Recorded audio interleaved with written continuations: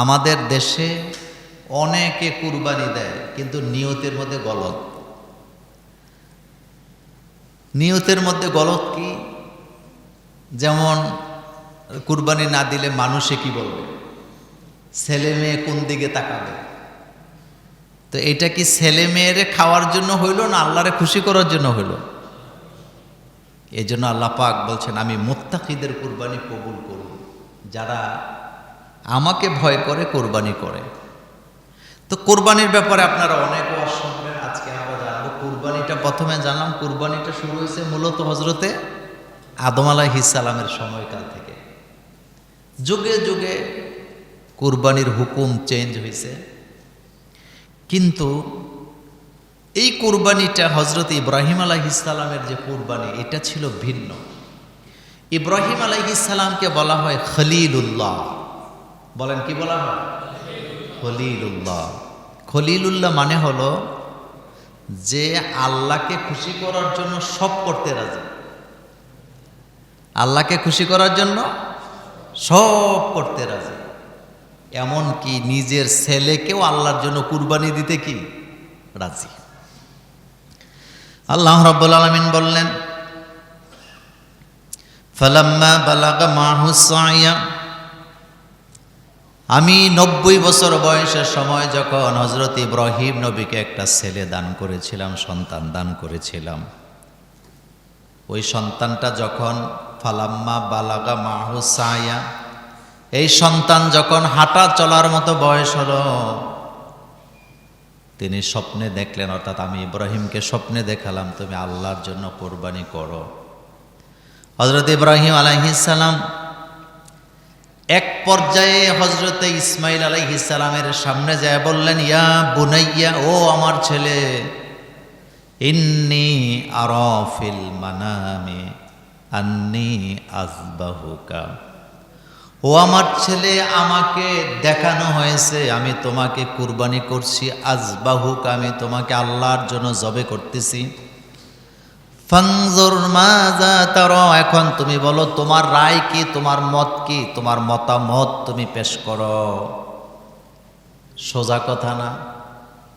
নবী স্বপ্নে দেখছেন তার ছেলেকে কুরবানি করতেছে, আল্লাহর জন্য জবে করতেছে একটা সন্তানকে। এই কথাটা আবার তিনি সন্তানের সামনে যায় বললেন, ইন্নী আরা ফিল মানামি আন্নী আযবাহুকা, ও আমার ছেলে, আমি স্বপ্নে দেখলাম তোমাকে জবে করতেছি, ফানজুর মাযা তারা, তুমি তোমার রায় পেশ করো, তোমার মতামত তুমি আমাকে জানাও। এই কথা বলার পর হযরত ইসমাঈল আলাইহিস সালাম ছোট্ট মানুষ, তিনিও জবাব দিলেন, ক্বালা ইয়া আবাতি ফাআল, তিনি বললেন, ও আমার আব্বা, আপনি তাই করেন, মা তুমারু, যা আপনাকে হুকুম করেছেন আপনার রব, সাতাজিদুনি ইনশা আল্লাহু মিনাস সাবিরিন, বাবা আপনি অবশ্যই আমাকে ধৈর্যশীলদের মধ্যে পেয়ে যাবেন। যেমন বাপ তেমন ছেলে। বলেন, যেমন বাপ তেমন ছেলে। বাবাও নবী, ছেলেও কি নবী। নবী স্বপ্নে দেখছে কুরবানি করতেছে ছেলেরে, আর ছেলে বলতেছে, ইয়া আবা তিফআল, ও আমার আব্বা আপনি তাই করেন, মা তুমারু, যা আপনাকে হুকুম করা হয়েছে, সাতাজিদুনি, নিশ্চয়ই আপনি আমাকে পাবেন, ইনশাআল্লাহ আপনি আমাকে পাবেন। কি পাবেন? মিনাস সাবিরিন, আমি ধৈর্যশীলদের অন্তর্ভুক্ত থাকবো ইনশাআল্লাহ। কথাটা চিন্তা করেন তো, এটা কি স্বাভাবিক কথা? এটা কি নর্মাল কোনো বিষয় না? ইমানের জোর কতটা হইলে ছেলে বলতে পারে যে আব্বা আপনি তাই করেন, আর আপনি আমারে ধৈর্যশীলদের মধ্যে পাবেন মানে কি? আমি দৌড় দিব না, লাফ দিব না, জাপ দিব না, আমি লুকিয়ে যাব না। আমার কলিজার ভাইয়েরা, হযরত ইব্রাহিম আলাইহিস সালাম তার ছেলেকে কুরবানি করার জন্য তিনি মিনায় চলে গেলেন সন্তান নিয়ে।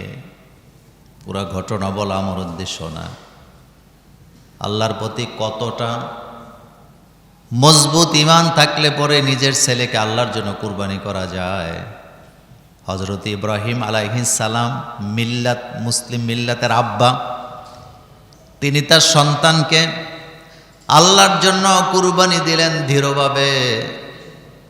আর আমরা মুসলমানেরা আল্লাহর ঘরের জন্য, নবীর জন্য, ইসলামের জন্য 10টা টাকাও দিতে পারি না, কলিজা ছিঁড়ে যায়। কুরবানি দেয় ঠিক, হয় গোস্ত খাওয়ার জন্য, নতুবা মানুষকে দেখাবার জন্য, অথবা অনেক সময় বড় বড় গরু কিন্না জবে করে মানুষকে দেখায়, অহংকার করে। এমন হাজার হাজার কুরবানি দাতাও আমাদের দেশে আছে।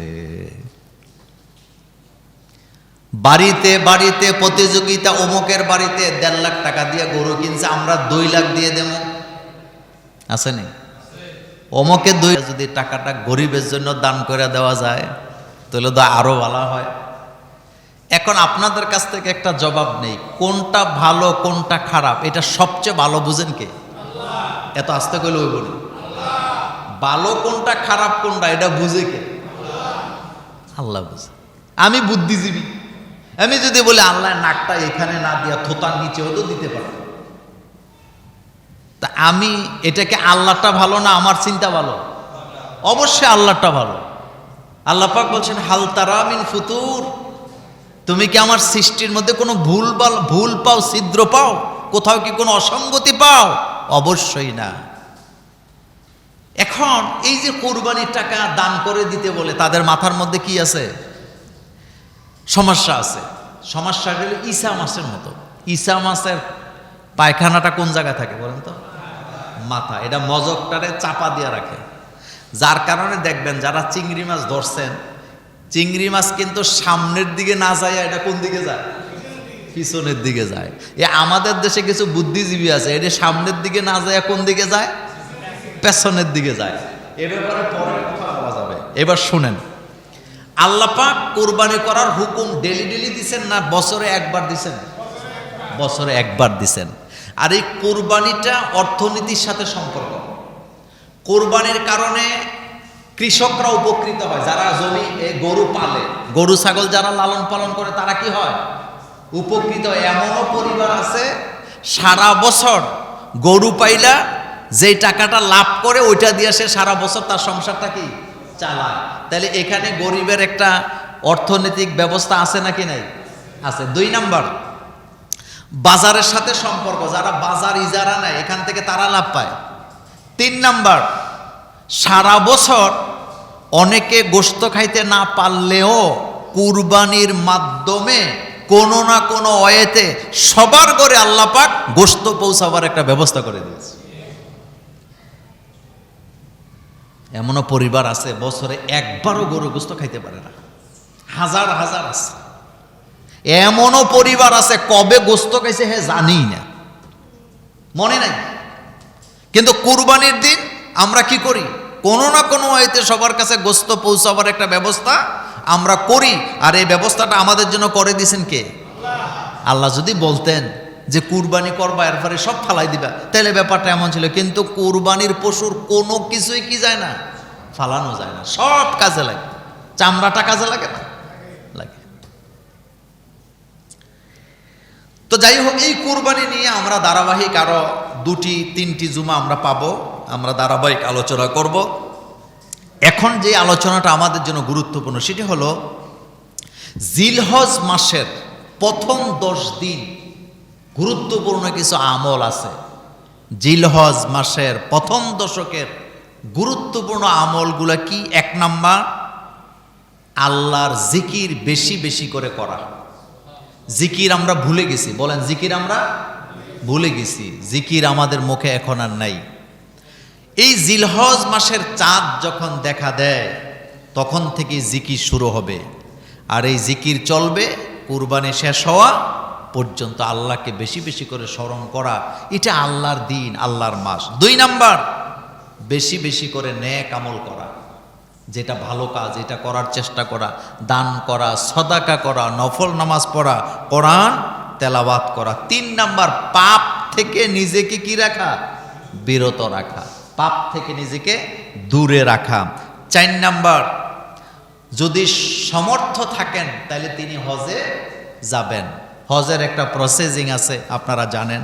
5 নাম্বারে, যার তৌফিক আছেন তিনি অবশ্যই কি করবেন? কোরবানি করবেন। কোরবানিটা যেন ছেড়ে না দেয়। 6 নম্বরে, কোরবানি যারা দিচ্ছেন জিলহজ মাসের চাঁদ উদিত হওয়ার পর থেকে নিয়ে কোরবানি করা পর্যন্ত তিনি তার নখ চুল কাটবেন না। মনোযোগ আছে? কি কাটবেন না? নখও কাটবেন না, চুলও কাটবেন না। জিলহজ মাসের চাঁদ উদিত হয়েছে মানে নখ চুল কাটা বন্ধ করে দিবেন, এটা রেখে দিবেন, কুরবানি করবেন, তারপরে এটা কি করবেন? কাটবেন। এই সময়টাতে জিকির করা, তালবি কি বলে, আল্লাহর যেটাকে মানে আল্লাহর বেশি বেশি করে তাকবীর দেওয়া, যেটা আমরা দেই, আল্লাহু আকবার, আল্লাহু আকবার, লা ইলাহা ইল্লাল্লাহ, আল্লাহু আকবার, আল্লাহু আকবার, ওয়ালিল্লাহিল হামদ, এটা বেশি বেশি করে পড়া। কুরবানির সময়গুলোতে পড়া অবশ্যই পড়বেন, ওয়াজিব, কিন্তু চাঁদ ওঠার পরে থেকেই এটা নিজে নিজে কি পড়বেন, উঠতে বসতে খাইতে হাঁটতে যখনই মনে হবে তখনই পড়বেন, আল্লাহু আকবার, আল্লাহু আকবার, লা ইলাহা ইল্লাল্লাহ, আল্লাহু আকবার, আল্লাহু আকবার, ওয়ালিল্লাহিল হামদ। এরপরে আরাফাতের রোজা রাখবেন। মনোযোগ আছে নি? কোন রোজা? আরাফাতের রোজা আরাফাতের দিনে রাখবেন। এরপরে এই ঈদের নামাজ আদায় করে এসে কুরবানি করবেন। অনেকে নামাজ পড়ে না কিন্তু কুরবানি দেয়, অনেকে ঈদের জামাত পায় না কিন্তু কুরবানি কি দেয়, আবার অনেকের দেখছি ফজরের নামাজ পড়ে না কিন্তু কুরবানি দেয়, গরুটা জব করে, এরকম আছে না? আছে না। কোরবানির শুধু কুরবানির দিন নয়, আপনি নামাজ, একজন মুসলমান কখনো নামাজ ছেড়ে দিতে পারে না, সেজন্য নামাজের ব্যাপারে কি থাকবেন? আপনি খেয়াল রাখবেন। আল্লাহ রাব্বুল আলামিন আমাদের সকলকে কোরবানি সঠিকভাবে আদায় করার তৌফিক দান করুক, আমরা বলি আমিন। আমার কলেজার ভাইয়েরা, এখন আমরা আরেকটি গুরুত্বপূর্ণ আলোচনা শুনবো, সেটি হলো কুরবানির যে গোশত আছে, কুরবানির গোশত এটা কতদিন রেখে খাওয়া যায়? রাসূল করিম সাল্লাল্লাহু আলাইহি ওয়াসাল্লাম, আম্মা জান আয়েশা সিদ্দিকার একটি বর্ণনায় হাদিস এসছে, রাসূল সাল্লাল্লাহু আলাইহি ওয়াসাল্লাম প্রথম দিকে দেখলেন যে মদিনাতে গরিব বেশি, কুরবানি দাতা কম। গরিব বেশি, কুরবানি দাতা কম। রাসূল বললেন, তোমরা কুরবানির গোশত 3 দিনের বেশি খাইও না। এটার দ্বারা রাসূল বুঝাইছে গোশতটা তোমরা গরিবদের মধ্যে কি করো? বিলি করে দাও। কিন্তু যখন মদিনার অর্থনীতি ভালো হলো, রাসূল সাল্লাল্লাহু আলাইহি ওয়াসাল্লাম তখন বললেন যে তোমরা তোমাদের কুরবানির গোশত ততদিন রেখে খাও যতদিন তোমরা এটা রাখতে পারো, যতদিন এটা সংরক্ষণ করতে পারো। কথাটা সহজ, বুঝার মধ্যে কোনো কঠিন নেই। গরিব যদি বেশি থাকে এলাকায়, তাইলে আপনি গোশত বিলি করবেন বেশি, খাওয়ার দরকার কি, কম খাবেন, অসুবিধা কি?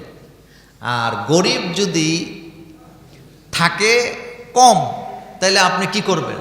আপনি নিজে বেশি খাবেন। এই ব্যাপারে সামনে আরো আলোচনা আসবে।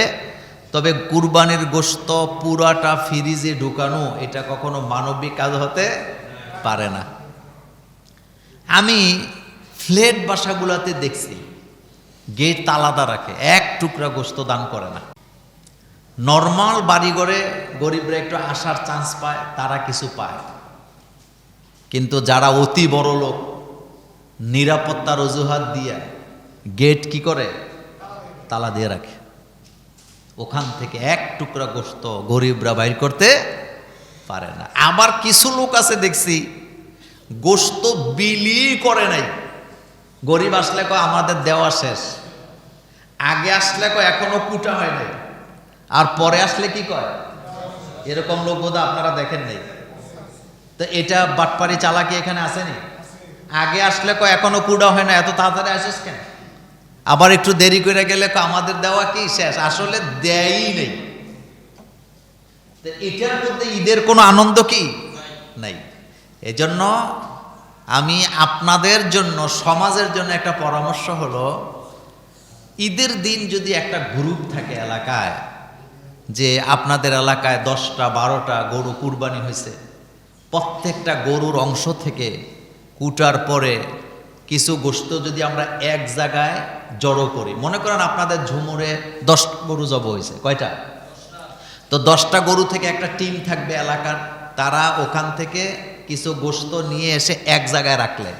রাখার পরে লিস্ট করলেন কারা কারা কুরবানি দেয় নাই। মনোযোগ আছে না? কুরবানি যারা দেয় না, গরিব না, এখানে গরিব কথা না, যারা কুরবানি দেয় নাই তাদের লিস্ট করবেন। আর কুরবানির গোশত খাওয়ার মধ্যে লজ্জার কিছু নাই। যেমন আমি কুরবানি দিতে পারি নাই, কথার কথা, আপনি আমারে গোশত দিলে আমি আনন্দের সাথে খাবো, কারণ এটা হুকুম কার? আল্লাহ। তো এখন 10টা গরু 12টা গরু আপনার এলাকায় কুরবানি হয়েছে, সব গরু থেকে কুটার পরে একটু করে মাংস দিয়ে দিলেন। দেওয়ার পরে একজন একটা টিমের নেতৃত্বে এই গোশতটা যারা কুরবানি দেয় নাই তাদের একটা লিস্ট করবে, করে এটা সমানভাবে যদি ভাগ করতে পারেন সুন্দর। এরপরে যদি আমরা এটা বাড়িতে বাড়িতে পৌঁছে দিই যারা কুরবানি দেয় না, এটা ভালো হবে না খারাপ হবে? ভালো হবে। বিচ্ছিন্নতার চাইতে এটা আরো কি হবে? উত্তম হবে। আর যদি এটা না করেন তাইলে যাদের বাচ্চা কাচ্চা আছে এবং মানুষের কাছে হাত পাইতে অভ্যাস আছে, তারাই শুধু গোস্তটা হাইটা নিবে। কিন্তু যাদের একটু লজ্জা আছে, যাদের অবস্থা ভালো কিন্তু এখন খারাপ হয়েছে, কুরবানি দিতে পারে নাই, সে কি আপনার কাছে গোস্ত টোকাইতে যাবে নাকি? প্রশ্নই আসে না, সে যাবে না, তার লজ্জা আছে। এই জিনিসটা বুঝতে হবে মানুষের। আপনি একটা মানুষ আগে অবস্থা খুব ভালো ছিল, এখন কুরবানি দেওয়ার তৌফিক নেই, তো হ্যাঁ কি আপনার কাছে যায় কইবো ভাই আমার একটু গোস্ত দাও, তার বাচ্চারা ওই দিন ঘর থেকে বেরোতে দিবে না। সেজন্য আপনাদের এটা যারা কুরবানি দেই আমরা, আমাদের মাথায় এটা থাকা উচিত, কে কুরবানি দিছে না। এখানে গরিব কথা না, গরিব কথাটা এখানে আসবেই না। এখানে আসবে যারা কুরবানি দিতে পারে নাই, দেয় নাই, তাদের বাড়িতে কুরবানির গোস্ত পৌঁছে দিতে হবে। আল্লাহ পাক আমাদেরকে তৌফিক দান করুক, আমরা বলি আমিন। আল্লাহ পাক আমাদেরকে কুরবানির ব্যাপারে সহি বুঝ দান করুক, আমরা বলি আমিন। এবার এই ব্যাপারে আরেকটা আলোচনা করি, এরপর আমি প্রশ্ন উত্তরে যাব। সেটা হলো কুরবানির গোশত আসলে কয় ভাগ করা লাগে। প্রথম কথা হলো কুরবানির গোশত 3 ভাগই করা লাগবে সমান সমান। এ কথা কোরআন হাদিসের কোথাও নেই। আমরা অনেক সময় বলি যে কুরবানির গোশত 3 ভাগ হবে, সমান সমান হবে না। কুরবানির গোশত 3 ভাগ হবে কথাটা ঠিক আছে, কিন্তু সমান সমান হবে কথাটা ঠিক নেই। আপনি রাখবেন কম, দিবেন বেশি, অথবা দিবেন কম, রাখবেন বেশি, এটা অবস্থার কারণে বদলাইতে পারে। আপনি আত্মীয় স্বজনকে দিবেন, আপনি এলাকায় যারা গরিব আছে, মিসকিন আছে তাদেরকে দিবেন, এবং যারা আত্মীয় স্বজনের মধ্যে কুরবানি দেয় না, পাড়া প্রতিবেশীর মধ্যে কুরবানি দেয় না, আপনি তাদেরকে দিবেন। কিন্তু ভাগগুলো সমান সমান হতে হবে, এ কথা কোরআন হাদিসের কোথাও নেই। আল্লাহ পাক বলছে তোমরা ফাকুলু মিনহা, তোমরা এখান থেকে খাও। এরপরে আতইমুল বা এসাল ফাকা, কি বলে ফকির বলা হয়েছে, তুমি নিজে খাও, আত্মীয় স্বজনকে দাও, ফকির মিসকিনকে দাও, অথবা যারা কুরবানি দেয় না তাদেরকে দাও, কাছের লোকদেরকে দাও, দূরের লোকদেরকে দাও। সুতরাং সমান সমান করতে হবে, ব্যাপারটা এমন না আপনি বেশি দিবেন কম রাখবেন, অথবা অবস্থার পরিপ্রেক্ষিতে একটু বেশি রাখলেন, কম কি দিলেন, কোন জায়গায় শরীক হবে, কার সাথে দিবে, এরপর একটা কুরবানি দেয়। তো নিয়ত ঠিক আছে নাই? কোন কোন পরিবার আছে খাসির গোস্ত খায় না, এই জন্য গরু দিয়ে দিতে হবে। কোন পরিবার আছে গরু খায় না, খাসি দিয়ে দিতে হবে। গরু কুরবানি এটা মূলত আমাদের এই দেশের জন্য সহজ। আমাদের বাংলাদেশ, শ্রীলঙ্কা, ভারত, পাকিস্তান এই জায়গাগুলোতে গরু কি হয়, বেশি হয়, এজন্য গরু দিয়ে কুরবানি দেয়। কিন্তু যেই দেশগুলোতে গরু নাই তারা কি গরু দিয়ে দেয় নাকি? যেমন আরব দেশে দুম্বা সহজ, তারা দুম্বা দিয়ে দেয়। উট সহজ, তারা কি দিয়ে দেয়? উট দেয়। আফগানিস্তানে তারা উট দেয়, দুম্বা দেয়। আমাদের এখানে দুম্বা নাই। এখন কিছু ফার্ম আছে, তারা দুম্বা চাষ করা শুরু করছেন, দুম্বার ফার্ম আছে, কিন্তু দুম্বা আমাদের দেশে কি অ্যাভেলেবেল না। আমাদের দেশে অ্যাভেলেবেল হইল কি গরু। আর আমরা যারা বাংলাদেশে জন্ম নিয়েছি, বিশেষ করে জন্মের পর থেকে জানি মুসলমান গরু খায়, হিন্দুরা গরু খায় না। যদিও হিন্দু ধর্মে গরু খাওয়ার কোনো নিষেধাজ্ঞা কি নাই। হিন্দু ধর্মে কিন্তু গরু খাওয়া নিষেধাজ্ঞা নেই। এটা বানাইছে তারা যে গরুরে মা মনে করে, এজন্য তারা খায় না। কিন্তু ধর্মীয়ভাবে গরু কি নাই, নিষেধ নাই। তো কথা বলতেছিলাম কুরবানি, এটা নিয়ত সহি থাকতে হবে। এখন জানবো কুরবানি আসলে কি? কুরবানির 3 লাখ দিয়ে দেব। বাজার থেকে গরু নিয়ে রওনা দিছে, অহংকার করে আমার গরুটা ভালো হয়েছে, বলে না আমাদেরটা কিনাই খুব ভালো হয়েছে, অমুকে কিনতে জানেনি। এই যে একটা হযবরল অবস্থা তৈরি করে কুরবানির সময়। অথচ কুরবানি হবে শুধুমাত্র কার জন্য? আল্লাহ পাকের জন্য, আল্লাহর নৈকট্য লাভের জন্য, আল্লাহকে খুশি করার জন্য। তো কুরবানি এটা আদম আলাইহিস সালাম থেকেই শুরু হয়েছে। এখন আল্লাহ পাক বলেন, আমি ইসমাইলকে যখন ইব্রাহিম জবে করতে যাচ্ছিলেন, আমি ওই জায়গায় কি করলাম? একটা উত্তম একটা পশুকে আমি সেখানে স্থাপন করলাম। আমি আমার ইসমাইলকে সেখান থেকে কি করলাম? সরিয়ে দিলাম। আর ইব্রাহিমকে কি করলাম? ওয়ানাদাইনাহু আইয়া ইব্রাহিম কাদ সাদ্দাকতার রুইয়া। আল্লাহ পাক বলেন, আমি আমার ইব্রাহিমকে ডাক দিয়ে বললাম, ইব্রাহিম তুমি সত্যবাদী। সুবহানাল্লাহ কোন? তুমি কি বাদী? তুমি সত্যবাদী। কাদ সাদ্দাকতার রুইয়া। আমি ইব্রাহিমকে দেখলাম ঈমানের দাবিতে কতটা সত্যবাদী। কথাটা মনোযোগ দিয়ে খেয়াল করেন। ইব্রাহিম নবী আল্লাহকে খুশি করার জন্য নিজের ছেলেকে কুরবানি করলেন। আর আমরা মুসলমান নিজের মতের বিরুদ্ধেও যদি ইসলামের কোনো হুকুম চলে যায়, ওই হুকুম আর মানতে রাজি না। এমন মুসলমান, এমন নেতা, এমন নেত্রী বাংলাদেশে আছে না? তাদের কাছে ইসলাম আসছে শুধু জানাজা, কবর, ঈদের নামাজ, এটার জন্য ইসলাম আছে। তো ইসলাম কি এত ছোট একটা জিনিস? মানুষ মারা গেলে মাঝে মধ্যে জানাজা পড়ে, আমি মুসলমান। মানুষ মারা গেলে মাঝে মধ্যে কবরস্থানে যায়, আমি মুসলমান। মাঝে মধ্যে ঈদগাতে যায়, আমি মুসলমান। মাঝে মধ্যে মসজিদে যায়, আমি মুসলমান। অথচ আল্লাহ বলছেন, উদখুলু ফিস সিলমে কাফা, তুমি ইসলামে প্রবেশ করো পরিপূর্ণভাবে। আমি যদি মসজিদের দরজার মধ্যে আইসাম, একটা হাত ঢুকাই দিয়ে আমি মসজিদে ঢুকছি, আপনারা কইবেন হুজুর বেকুব নাকি, একটা হাত দিলে কি মসজিদে ঢুকা হয়? আমি যদি আমার একটা পা মসজিদের ভিতরে ঢুকায় বলি আমি মসজিদে ঢুকছি, আপনারা বলবেন হুজুর বেকুব নাকি, পুরা শরীর তো এখনো ঢুকে নাই, আপনি মসজিদে ঢুকলেন কেমনে? যতক্ষণ পর্যন্ত আমি আমার হাত পা পুরা বডি সহকারে মসজিদে না ঢুকবো, মসজিদে পুরোপুরি দাখিল হওয়া হয় নাই। সেম কন্ডিশনে জন্ম থেকে মৃত্যু পর্যন্ত একটা মানুষের অর্থনীতি, সমাজনীতি, রাজনীতি, শিক্ষানীতি, বিচারনীতি, স্বরাষ্ট্রনীতি, পররাষ্ট্রনীতি, ব্যবসা নীতি, যত নীতি আছে সমস্ত নীতি যতক্ষণ পর্যন্ত ইসলাম দিয়ে না চালাবে ততক্ষণ পর্যন্ত লোকটা পরিপূর্ণ ইসলামের দাখিল হয়েছে এ কথা বলার কোনো সুযোগ নাই, কোনো সুযোগ নেই। আমরা কুরবানি দেই, নিয়তের ঠিক নাই, এলোমেলো নিয়ত। কিছু কিছু পরিবারে আছে কুরবানির ঈদের আগের দিন পর্যন্ত ঝগড়া করে কুরবানি নিয়ে। হুকুমটাকে কার উপরে কুরবানি ওয়াজিব, এটা নিয়ে আলেমদের মধ্যে মত পার্থক্য আছে। কোন কোন আলেম বলেছেন যাদের কাছে সম্পদ আছে, অর্থাৎ কুরবানির দিনগুলাতে যদি সংসার চালাবার পরে নেশাব পরিমাণ সম্পদ থাকে অথবা এই পরিমাণ সম্পদ আছে যেটা দিয়ে কুরবানি করা যায়, কোন কোন আলেমরা বলেছেন তাদের জন্য কুরবানি করাটা ওয়াজিব। আবার কোন কোন আলেমরা বলেছেন যে না, কুরবানিটা হচ্ছে সুন্নতে মুআক্কাদা, সম্পদ থাকলে কুরবানি দেওয়া লাগবে। তবে রাসূল করিম সাল্লাল্লাহু আলাইহি ওয়াসাল্লাম এই ব্যাপারে সতর্ক করেছেন কঠোরভাবে। কুরবানির ব্যাপারে রাসূল একটা কঠিন কথা বলেছেন। সে কঠিন কথাটা কি?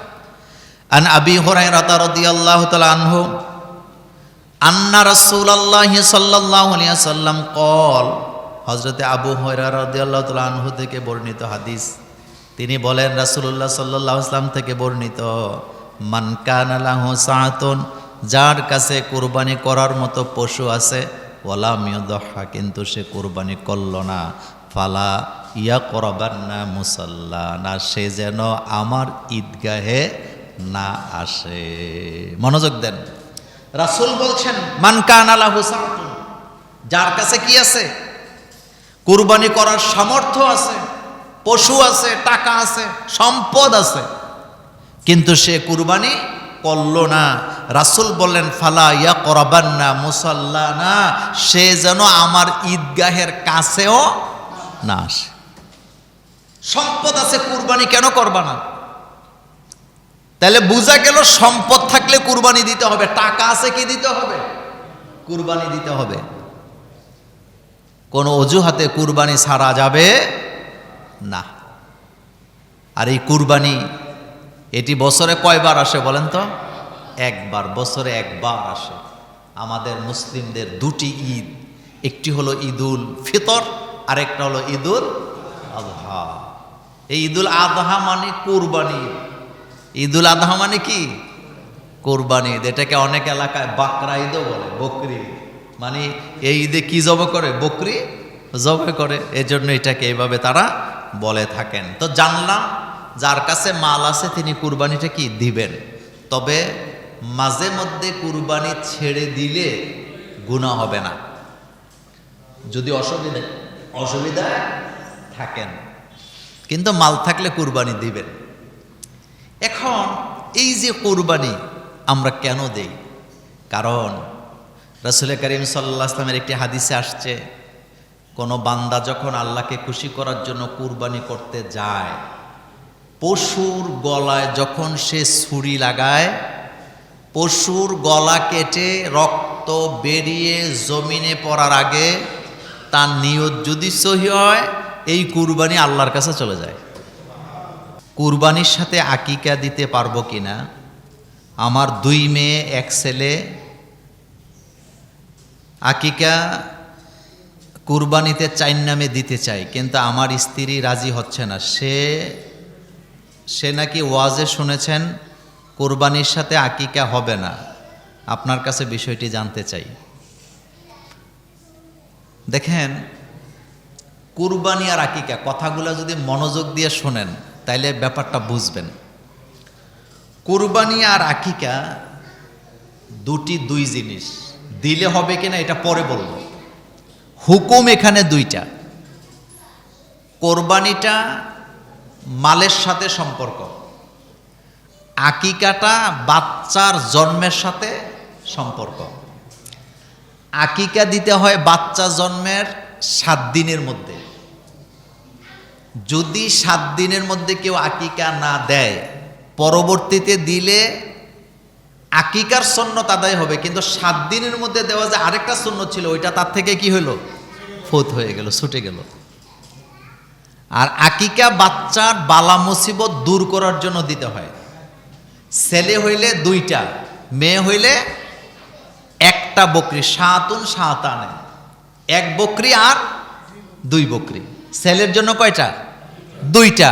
যদি কেউ গরিব হয়, দরিদ্র হয়, তাহলে 1 ছেলের জন্য 1টা দেওয়াও কি জায়েজ আছে, আকিকা হয়ে যাবে।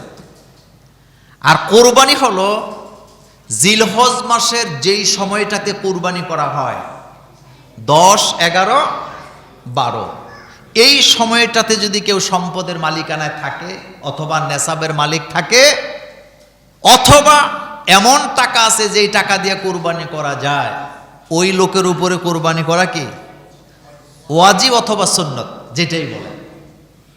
তাহলে হুকুম 2টা 2 রকম। বাচ্চা জন্ম হয়েছে, আকিকা দিবেন। আর আকিকা মূলত একটা জানের বদলা একটা জান, এই জন্য বকরি দিয়ে অর্থাৎ খাসি দিয়ে বা ছাগল যেটা বলি, এটা দিয়ে আকিকা করা উত্তম। তাহলে ছেলের জন্য কয়টা? 2টা। মেয়ের জন্য কয়টা? 1টা। কিন্তু কোরবানি যেটা, এখানে একটা গরুতে 7 জন মিলে ভাগে কুরবানি দেওয়া যায়, কিন্তু এখানে পশু মূলত কয়টা? পশু কিন্তু একটা। এজন্য অনেক আলেমরা বলেছেন যে আকিকা কুরবানি একসাথে মিলাবেন না। কিন্তু হানাফি মাযহাবে আলেম ওলামারা বলেছেন 2টাই যেহেতু জবে করার কথা বলা হয়েছে, 2টাই কি বলা হয়েছে? জবে করার কথা আসছে, আকিকায়ও জবে করে, কুরবানিতেও কি করে, জবে করে, দিলে হয়ে যাবে। তবে আমার পরামর্শ হলো, আপনার যদি তৌফিক থাকে আপনি কুরবানি আকিকা একসাথে দিয়েন না, আপনি আলাদা করে দিবেন। আর আকিকাটা মূলত বকরি দিয়ে দেওয়া কি উত্তম। এটা রাসূল সাল্লাল্লাহু আলাইহি ওয়াসাল্লামের আমলে ছিল, সাহাবায়ে কেরামের আমলেও কি ছিল। সেজন্য পরামর্শ হলো আপনি এটা এইভাবে দিবেন। আর এখানে প্রশ্নকারী আবার বলছেন আমার 2 মেয়ে 1 ছেলে, তাহলে ওনার নাম হয়ে যায় একটা কুরবানিতে কয়টা, 4টা। তো একটা গরুতে বাঘ থাকে কয়টা, 7টা। তাহলে আকিকার বাঘ এখানে কি হয়ে গেল, বেশি হয়ে গেল। এটা করা উচিত হবে না।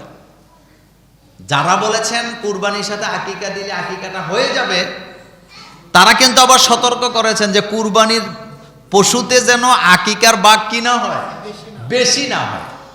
সুতরাং আপনি এটা দিবেন না, আপনি আকিকাটা আলাদা দিবেন। আর আকিকা মূলত আমি বলি, আকিকা মূলত দেওয়া হয় বাচ্চার বালা মুসিবত দূর করার জন্য। তো বাচ্চা এখন বিয়ে করাইছে, এটা কি বাচ্চা আসেনি, তো হেডার আকিকা দিয়ে লাভ কি? আকিকা দিলে হবে। আবার অনেকে যুক্তি দেয় রাসূল সাল্লাল্লাহু আলাইহি ওয়াসাল্লাম নিজের আকিকা নিজে দিয়েছেন। তো রাসূল সাল্লাল্লাহু আলাইহি ওয়াসাল্লাম এর আগে যারা ছিলেন, তার আব্বা আম্মা, বাবা তো ছিলেনই না, বা তার চাচারা রাসূলের আকিকাটা দিবেটাকে। আর রাসূল সাল্লাল্লাহু আলাইহি ওয়াসাল্লাম চিরদিনই মাসুম। রাসূল সাল্লাল্লাহু আলাইহি ওয়াসাল্লাম চিরদিন কি, মূলত আকিকার গুরুত্ব বোঝাবার জন্য রাসূল সাল্লাল্লাহু আলাইহি ওয়াসাল্লাম নিজের আকিকাটা দিয়েছেন। একটা প্রশ্ন আসছে, আমি বিদেশে থাকি, মাঝে মধ্যে ভিডিও কলে আমি আমার স্ত্রীর সাথে আবেগময় কথা বলি এবং তার সাথে অন্তরঙ্গ ভিডিও কলে কথা বলতে চাই। এই ব্যাপারে শরীয়তে কোনো গুনাহ হবে কিনা? শুনেন, স্বামী স্ত্রী হুন্না লিবাসুল্লাকুম ওয়া আনতুম লিবাসুল্লাহুন্না, স্বামী স্ত্রীর মধ্যে পর্দা নাই। কিন্তু একটা ব্যাপার আছে, সেটা হলো বর্তমানে যে ভিডিও কলে কথা বলা হয়, এটা কি নিরাপদ নাকি অনিরাপদ? 100% অনিরাপদ। আপনি যে ইমুতে ফেরাইতেছেন আরেকজনের সাথে, আপনি যে কি বলে মেসেঞ্জারে ফেরাইতেছেন, আপনি মনে করতেছেন আপনি আর ও ছাড়া কেউ জানে না, অথচ তৃতীয় পক্ষ এটা রেকর্ড করতেছে। এই যে আপনি ডিভাইসটা চালান, আপনি ডিভাইসটা যদি 100 বার সব কিছু ডিলিট করেন, এরপরেও এগুলা তথ্য আছে নাকি নাই? তথ্য আছে। আপনি একজনের মেসেজ দিছেন দিয়ে ডিলিট করে দিছেন, 1 বছর পরে আপনার বিরুদ্ধে মামলা হয়েছে, এই মেসেজটা বাইর করা সম্ভব নাকি সম্ভব না? তা আপনি কোন সাহসে এগুলা করেন? কিছু কিছু বোকা আছে এগুলা করে, এরপরে টাকাও যায়, জীবনও যায়, সব শেষ। এজন্য খবরদার এটা করবেন না। আপনি আপনার স্ত্রীর সাথে দেখা কথা বলা জায়েজ আছে, কিন্তু নিরাপত্তা তো নাই। হতে পারে আপনার স্ত্রীর আপনার ছবি এখান থেকে তারা ছড়ায় দিবে, ইজ্জত থাকবে না, যাবে। এত আবেগ ভালো না, এত আবেগ ভালো না। এজন্য যারা প্রবাসে থাকেন, যিনি প্রশ্ন করছেন তিনি সহ সকলকে বলবো, খবরদার স্ত্রীর সাথে ভিডিও কলে কথা বলবেন, ছেলে মেয়ের সাথে কথা বলবেন, তবে অবশ্যই এটা যেন কি না হয়, লিমিট ক্রস না করে। তাইলে কিন্তু আপনি ভবিষ্যতে বিপদে পড়বেন, কারণ এগুলাতে ফিতনা অনেক ভয়ানকভাবে আছে। স্বামী স্ত্রীর মধ্যে পর্দা নাই, ঠিক আছে, কিন্তু নিরাপত্তার বিষয়টা আগে ভাবতে হবে। আল্লাহ পাক এই জাতিকে গুনাহ থেকে বেঁচে থাকার তৌফিক দান করুক, আমরা বলি আমিন। এরপরেও যদি কেউ কথা বলে তাহলে গুনাহ, স্বামী স্ত্রী কথা বলে গুনাহ হবে না। প্রশ্ন কিভাবে করবেন? দাওয়াত, ইসলামের দাওয়াত সবাই দিবে। রাসূল সাল্লাল্লাহু আলাইহি ওয়াসাল্লাম বলছেন বাল্লিগু আন্নি ওয়ালাউ আয়া, একটি আয়াতও যদি আমার কাছ থেকে পাও, এটা মানুষের কাছে কি করো, প্রচার করো। উদু ইলা সাবিলি রাব্বিকা বিল হিকমাতি ওয়াল মাউইজাতিল হাসানা। তো দাওয়াত কি শুধু পুরুষেরা দিবে না মহিলারাও দিবেন? দাওয়াত গ্রহণকারীদের মধ্যে সর্বপ্রথম যিনি, তিনি কি পুরুষ না মহিলা? মহিলা, আম্মাজান হযরতে খাদিজা রাদিয়াল্লাহু তাআলা আনহা। আমি যদি আপনাদেরকে প্রশ্ন করি, রাসূল কারীম সাল্লাল্লাহু আলাইহি ওয়াসাল্লামের হাতে সর্বপ্রথম মুসলমান হয়েছেন কে? জবাব কি? পুরুষ না মহিলা? নাম কি? হযরতে খাদিজাতুল কুবরা রাদিয়াল্লাহু তাআলা আনহা। সুতরাং দাওয়াতি কাজ নারীরাও করবেন, পুরুষেরাও করবেন। ইসলামী আন্দোলন নারীরাও করবেন, পুরুষেরাও করবেন। ইসলামের প্রথম শহীদ পুরুষ না নারী? আসতে কর, ইসলাম গ্রহণকারী প্রথম মানুষটাও নারী, ইসলামের প্রথম শহীদ যিনি তিনিও নারী, হজরতে সুমাইয়া রাদিয়াল্লাহু তাআলা আনহা। সুতরাং দৃষ্টান্ত রেখে গেছেন। আরো মজার কথা বলি, মহিলা সাহাবাদের মধ্যে সবচেয়ে বড় মুহাদ্দিস ছিলেন আম্মাজান আয়েশা রাদিয়াল্লাহু তাআলা আনহা। হাজার হাজার হাদিস সাহাবাই কেরাম তারা হজরতে আম্মাজান আয়েশা রাদিয়াল্লাহু তাআলা আনহার কাছ থেকে শিখেছেন, বর্ণনা করেছেন। আবু হুরায়রা রাদিয়াল্লাহু আনহুর পরেই কি আম্মাজান আয়েশা রাদিয়াল্লাহু তাআলা আনহার স্থান। মুহাদ্দিস হিসাবে লক্ষ লক্ষ হাদিসের উস্তাদ ছিলেন তিনি। সুতরাং নারীদেরকে অবশ্যই আমাদের লাগবে, একজন আরেকজন সহযোগী, নারী পুরুষ সবাই মিলেই ইসলামের দাওয়াতি কাজ করবেন, ইসলামকে প্রসার করবেন। আল্লাহ পাক আমাদের এই জমিনকে কবুল করুক, আমরা বলি আমিন। বিতিরের নামাজ কি করতে হবে? বিতিরের নামাজ, বিতিরের নামাজ মানে বেজর নামাজ। এটা আমরা কখন পড়ি বলেন তো? এশার নামাজের পরে পড়ি অথবা তাহাজ্জুদের সময় পড়ি। এই বিতিরের নামাজে কুনুত পড়ার বিষয়টা নিয়ে আলেম ওলামাদের মধ্যে দুইটা মত আছে। যারা আহলুল হাদিস তাদের মত একরকম, যারা হানাফি মাযহাব অনুসরণ করি আমাদের আলেমদের মত কি আরেক রকম। যেমন আমাদের হানাফি মাযহাবের মতে কুনুত পড়াটা ওয়াজিব। যদি কেউ দোয়ায় কুনুত না পড়ে নামাজরত অবস্থায় যদি মনে হয় তাহলে সেজদা কি দিবে? সহু সেজদায় সাহু দিবে। সহু সেজদা দিলে তার নামাজ কি হয়ে যাবে? শুদ্ধ হয়ে যাবে। আর কেউ যদি দোয়ায় কুনুত না পারে তাহলে সে অন্য সূরা ইখলাস পড়বে বা দোয়া করবে তার সে যেটা জানে। আর কুনুত বিষয়টা হচ্ছে রাসূল সাল্লাল্লাহু আলাইহি ওয়াসাল্লাম দোয়ায় কুনুত অনেকগুলো পড়তেন। যেমন এখনো মক্কা মদিনায় যে নামাজ হয়, অনেক সময় মক্কাতে মদিনাতে দোয়ায় কুনুত 40 মিনিট যাবত তারা দোয়া করেন। সুবহানাল্লাহ। কয় মিনিট? আমাদের নামাজেও 40 মিনিট লাগে না। আবার আমরা যে কুনুতটা করি এটা চমৎকার একটা দোয়া। আল্লাহুম্মা ইন্না নাস্তাঈনুকা ওয়া নাস্তাগফিরুকা ওয়া নু'মিনু বিকা ওয়া নাতাওয়াক্কালু আলাইকা। কি চমৎকার দোয়া, অর্থ বুঝলে আপনি খুশি হয়ে যেতেন। তো কেউ যদি দোয়ায় কুনুত ভুলে যায় সে সেজদা সাহু দিবে। আর কিন্তু আহলুল হাদিসের মতে দোয়ায় কুনুত ভুলে গেলেও নামাজটা কি হয়ে যাবে।